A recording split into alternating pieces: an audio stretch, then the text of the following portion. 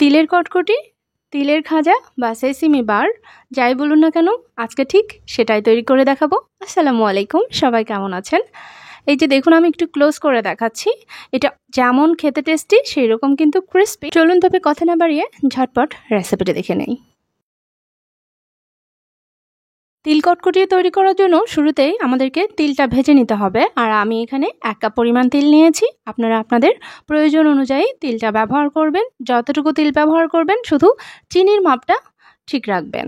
আমি তিলটাকে ভেজে নিচ্ছি, আর এটা মোটামুটি 4-5 মিনিট ভাজলেই কিন্তু হয়ে যাবে।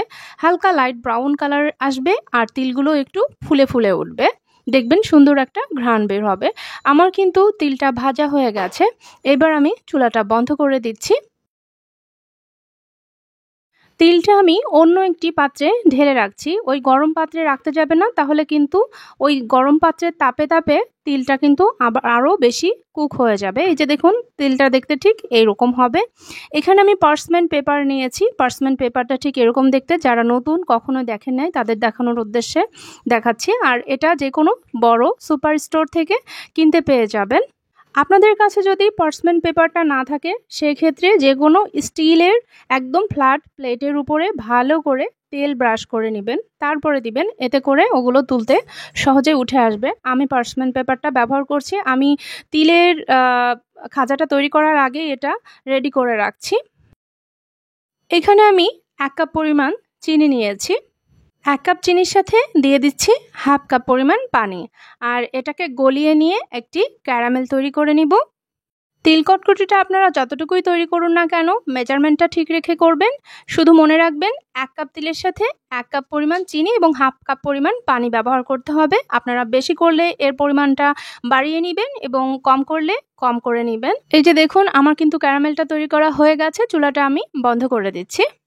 তিলটা ঢালার পূর্বেই কিন্তু চুলাটা বন্ধ করে দিতে হবে। তারপরে তিলটা দেওয়ার পরে অনবরত নাড়তে হবে এবং নেড়ে এমনভাবে নাড়তে হবে যেন প্রত্যেকটা তিলের গায়ে খুব ভালো করে ক্যারামেলটা কোট হয়ে যায়। আর এই কাজটি কিন্তু অতি দ্রুত করতে হবে। বেশি সময় ধরে নাড়াচাড়া করলে কিন্তু চিনিতে ক্রিস্টাল হয়ে যাবে, মানে চিনিটা এই ক্যারামেলটা আবার চিনির পর্যায়ে চলে যাবে। এবার আমি ঝটপট ঢেলে নিচ্ছি। খুব দ্রুত এই কাজটি করতে হবে, তার কারণ এটা কিন্তু খুব দ্রুতই সেট হয়ে যায়, মানে শক্ত হয়ে যায়। এই জন্য এই কাজটি আপনাকে খুব দ্রুত করতে হবে। আবারও বলছি, পার্চমেন্ট পেপারটি বা আপনি যদি কোনো স্টিলের প্লেটে বসান, সেটা কিন্তু আগের থেকেই তৈরি করে রাখতে হবে। আমি আরও একটি পার্চমেন্ট পেপার উপরে দিয়ে দিচ্ছি, দিয়ে এভাবে করে একটি বেলুন দিয়ে বেলে নিচ্ছি। এতে করে সুন্দর একটা টেক্সচার আসবে, একদম ফ্ল্যাট হবে, বাজারের কেনা তিলের কটকটিগুলোনের মতন একটা টেক্সচার আসবে। আমি এবার একটি নাইফের সাহায্যে কেটে নিচ্ছি। এটা কিন্তু নরম থাকা অবস্থায় কেটে নিতে হবে, মানে গরম থাকা অবস্থায়। যদি শক্ত হয়ে যায় তখন কিন্তু এত সুন্দর করে শেপ দিতে পারবেন না, তখন জাস্ট ভেঙে ভেঙে নেওয়া লাগবে। আমি একটু এরকম আমার পছন্দ অনুযায়ী শেপ দিয়ে নিচ্ছি। আপনারা চাইলে এর থেকে ছোট করেও কিন্তু শেপ দিয়ে নিতে পারেন।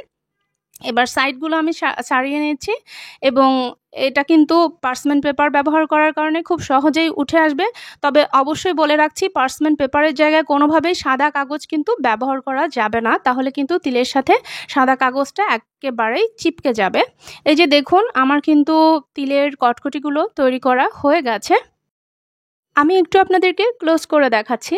এই যে দেখুন, তিলের কটকটিটা দেখতে ঠিক এরকম হয়েছে। বাজারে থেকে কোনো অংশেই কম না, আর এটা কিন্তু বাজারের তুলনায় কম খরচেই তৈরি করে নিতে পারবেন।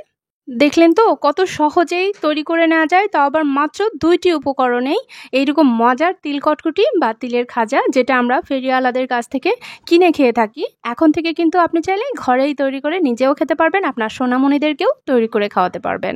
আশা করছি আজকের এই তিল কটকটি বা তিলের খাজার রেসিপিটি আপনাদের ভালো লেগেছে। রেসিপি ভালো লাগলে ফ্রেন্ডস অ্যান্ড ফ্যামিলির সাথে শেয়ার করতে ভুলবেন না কিন্তু। আর যারা আমার ইউটিউব চ্যানেল থেকে দেখছেন তাদেরকে চ্যানেল সাবস্ক্রাইব করে, এবং যারা আমার ফেসবুক পেজ থেকে দেখছেন তাদেরকে পেজ ফলো দিয়ে আমার সাথে থাকার জন্য অনুরোধ রইল। আজ তবে এই পর্যন্তই। আমার পরবর্তী রেসিপি দেখার আমন্ত্রণ জানিয়ে এখানে শেষ করছি। সকলে ভালো থাকবেন, সুস্থ থাকবেন। আল্লাহ হাফেজ।